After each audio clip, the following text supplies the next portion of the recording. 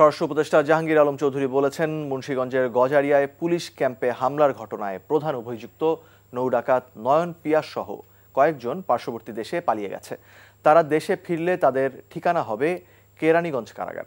শনিবার বিকেল 4:30টায় মুন্সিগঞ্জের গজারিয়া উপজেলার প্রত্যন্ত অঞ্চল গুয়াগাছিয়া ইউনিয়নের জামালপুরে সদ্য স্থাপিত অস্থায়ী পুলিশ ক্যাম্প পরিদর্শন শেষে সাংবাদিকদের এসব কথা বলেন স্বরাষ্ট্র উপদেষ্টা।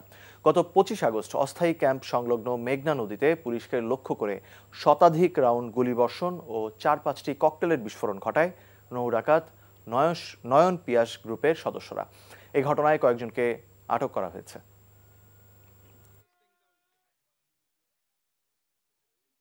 নয়ন এবং পিয়াসের কথা আমি রাস্তায় জিজ্ঞেস করতেছিলাম, এরা নাকি আমাদের দেশে নাই, এরা পার্শ্ববর্তী কোনো দেশে চলে গেছে। বাট এই দেশে আসার পরে তাদের মানে ওই কেরানীগঞ্জ ছাড়া অন্য কোথাও স্থান হবে না, এই এলাকায় স্থান হবে না। বান্ডেল থাকলে প্রতি সেনমানিতে টাকা বাঁচবে। বিকাশ সেনমানি বান্ডেল কিনে জিতুন প্রতি লেনদেনে।